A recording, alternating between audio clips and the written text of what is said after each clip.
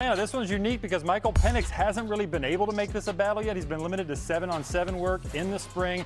He's hoping to graduate to 11-man work and be cleared for contact some point in training camp. In the meantime, I'm told from a source there in Atlanta that Tua Tagovailoa has been really accurate, that stood out. That also is something that head coach Kevin Stefanski is on record as saying is the most important thing for a quarterback. So that gives Tua certainly a leg up leading into all this, and hopefully. Atlanta Falcons supporters, I have to be completely honest and say that I truly feel for you all. It's genuinely disheartening to witness the constant cycle of uncertainty and speculation that you're forced to endure.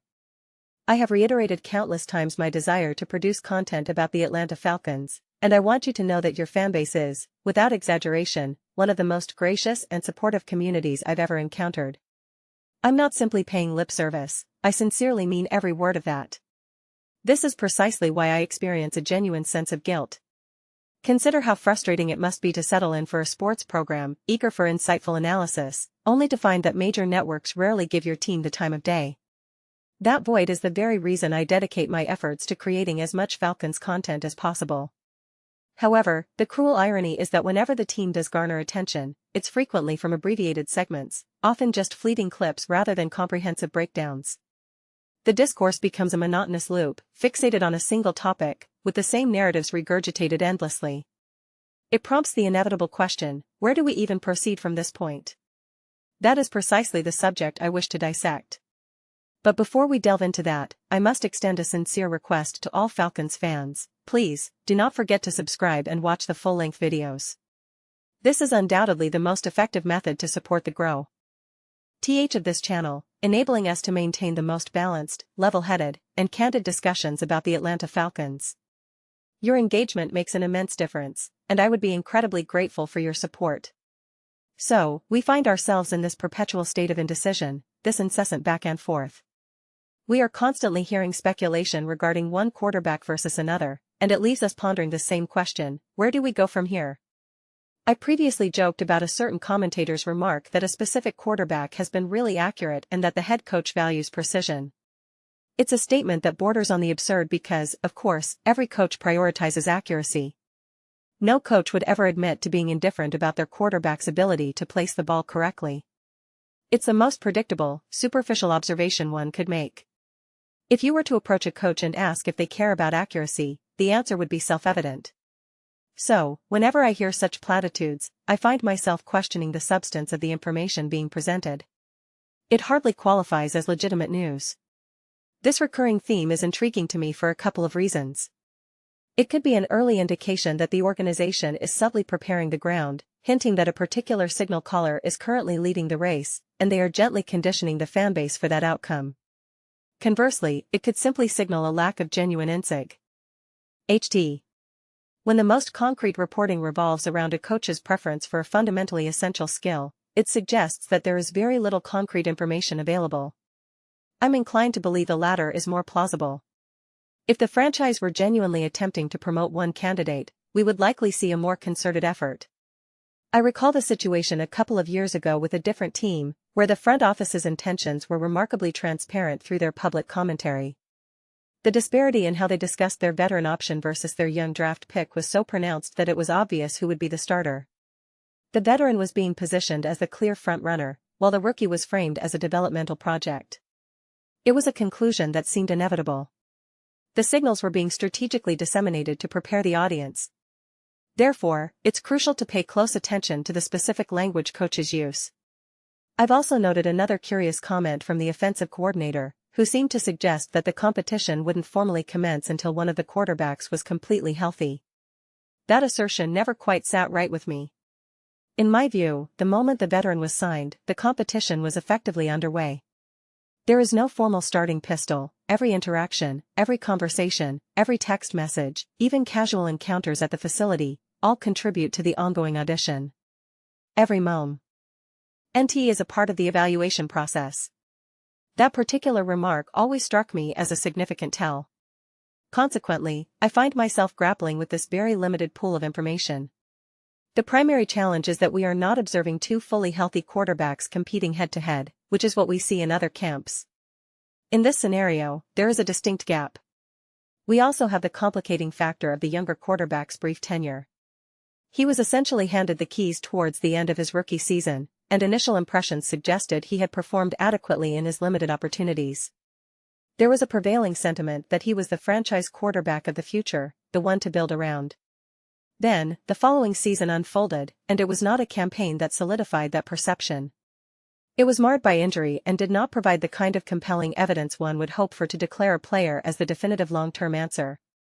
The reasons for this are debatable, but the outcome is what it is.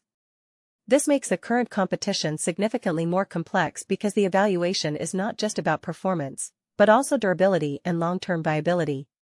You have to question not only if he is your quarterback, but if he can be your quarterback. This leads to the fundamental question of what the Falcons' ultimate objectives are. I find myself briefly panicking in every video, worried that I might mistakenly refer to them as a different Atlanta team.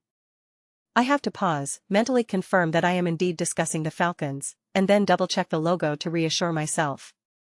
But returning to the point, we must consider the coaching staff's perspective. How much job security does the head coach possess? How much patience will the organization exhibit? Is it an immediate, win-now mandate, or is there a genuine commitment to developing a young quarterback? There's a strategic decision to be made. If one player is performing at, say, 80% of his potential and the other at 85%, are they willing to sacrifice a few percentage points in the short term for the sake of long-term development? Or is the approach irresolute, whoever gives us the best chance to win today? This is the core of the dilemma I am trying to unpack. It truly is a fascinating puzzle to solve. However, I believe I have arrived at a conclusion, and while it may sound like a cliché or an evasion, it is genuinely not. I have been producing many Falcons videos lately, and I've consistently maintained that I am uncertain. I have no problem admitting when I lack knowledge. I can read between the lines and trust my instincts, and I can often discern a team's direction by analyzing the subtle cues in media reports. For instance, it's evident to me that a certain star receiver prefers a specific quarterback. The signs are unmistakable. There appears to be a wider margin for error for one player compared to the other, where mistakes are more easily forgiven by the FA and base and media. Conversely, the younger quarterback would likely be subjected to greater scrutiny for the same errors. My current assessment, and I must stress that this is subject to change, is that this is a genuine, 100% legitimate, and absolute 50-50 quarterback competition. There is no clear front-runner. I recall hearing two different analysts on separate occasions voice completely opposing views. One believed it was one player's job, the other believed it was the other's. I found this compelling because it opened the door to a genuine discussion about the merits of each candidate. The conclusion I'm reaching now, based on the available reporting, or rather, the lack thereof, is that we are not hearing the kind of specific narratives that usually leak from camps. In other situations, we hear definitive reports about a player's progress, their momentum, or their lead in the competition. It's no accident that such stories surface. They are typically planted by agents or the organization itself. We are hearing virtually nothing of that nature about this Falcons quarterback situation. The only glimmer of information we receive is the vague notion that one player is accurate and the coach appreciates it. That is not a substantive report, it's a generic statement about quarterback play. A reporter recently noted that while one player has made encouraging progress in his recovery from a previous injury, he is yet to be cleared for full team drills. Until he participates in ever. Y aspect of practice, making a direct comparison with the veteran, who has been taking first-team reps, is impossible. He remains hopeful for clearance, but it's ultimately up to the medical staff. The focus of the reporting is on his physical rehabilitation, not on his performance on the field.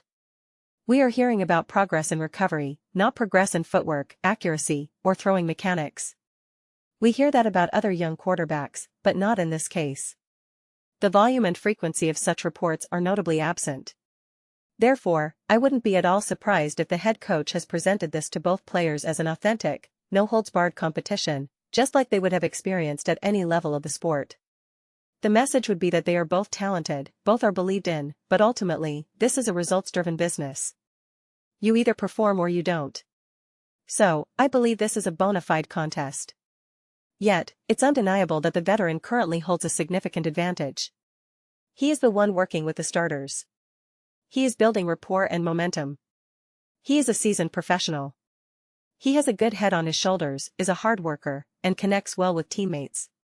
He is the one coaches are likely to gravitate towards. It's difficult not to root for that kind of reliable presence. This places the onus on the younger player to get on the field and demonstrate what he can do. The veteran has a proven track record in these settings, but the younger player needs to show he can provide something special, a spark that the veteran cannot. This brings me to the question of what exactly the new head coach needs to feel secure in his role. Is it a high floor? Is it a higher ceiling? Is it consistency? If the team wins a respectable number of games, plays competitively, and the direction feels positive, perhaps that is sufficient security. That will dictate which quarterback profile is more attractive. If playoff contention is a non-negotiable requirement, then the decision might lean towards the player with the higher ceiling or the one with the most untapped potential, even if their floor is lower. Alternatively, you could argue the veteran's floor is higher, providing a more stable baseline. Given the offensive weapons and a strong defense, the team might simply need a game manager who can be smart, protect the football, and get it to the playmakers. This is what makes the conversation so convoluted and chaotic. On one hand, I'm asserting that this is a true, pure competition, without any pre-existing bias. Often, what is labeled a competition is anything but, with a clear favorite. I'm arguing there is no favorite, yet paradoxically, there is an edge for the veteran simply because the other player isn't on the field. The more I analyze it, the more I realize it's even more disordered than I initially perceived. There is no substantive, deep dive reporting that gives us a definitive feel for the situation. I have a stronger intuition tie-in for how other head coaches feel about their starting quarterbacks than I do for this specific scenario. That is an astonishing state of affairs. How is it that we have such clarity on other quarterback situations around the league, yet the Falcons' situation remains so murky? The fact that the younger player has only been participating in 7-on-7 drills adds another layer of ambiguity. We don't know how the head coach values those reps. Some coaches, like a certain Green Bay head coach, are known to despise those drills, deeming them virtually useless. In that scenario, any positive reports about performance in 7-on-7s would be irrelevant. But we have no idea if that philosophy is shared here. We just don't know. Consequently, it's reasonable to harbor some concern about his ability to be cleared, stay healthy, and secure the starting job for Week 1. He might see action eventually, but winning the job from the outset seems like an uphill battle. So, I'm telling you it's a 50-50 proposition, but it's also not, simultaneously. It's a bizarre contradiction. I'm curious to hear your thoughts on how you managed to stay sane through all this speculation. How do you even know what to expect? How can you be excited for the future in a truly grounded way when you don't even know who your starting quarterback will be? It's tricky, and it is a genuine downer. Still, I remain highly optimistic about the Falcons' prospects. I firmly believe that this team needs only an average quarterback to find genuine success, let alone a player who can elevate the offense. It's also important to remember that in June, anyone can throw a pretty ball in shorts. The highlight reels from this time of year are always aesthetically pleasing, but they mean very little. It's a beautiful throw with no defensive pressure. It's part of the problem. However, I'll leave you with this thought. I've said that I believe it's a 50-50 competition, and I stand by that. But when one of your quarterbacks hasn't even been cleared for full contact, it creates a significant mental hurdle. Even if the medical staff provides a guarantee of clearance by a specific date, it is incredibly difficult for a coaching staff to prepare. The sheer volume of work required to tailor an offense to a specific player's strengths and weaknesses is immense. The idea of preparing for someone who might not even play is an exhausting proposition that nobody wants to entertain. It's an oxymoron, a contradiction. Yet, those are my reflections on the matter. I would be absolutely thrilled to hear your perspectives. Please share your thoughts in the comments below. Whether you concur or dissent, let's engage in some constructive dialogue and spirited debate. Ultimately, let's just enjoy the conversation. Please do consider subscribing. We are cultivating a fantastic community here, and I would be delighted to have you as a part of it. I want to construct a space where we all feel a genuine connection. Something we are excited to contribute to. I believe we are well on our way. Don't forget to give this video a thumbs up, as it greatly assists with visibility and the algorithm. Thank you so much, and I will see you in the next one.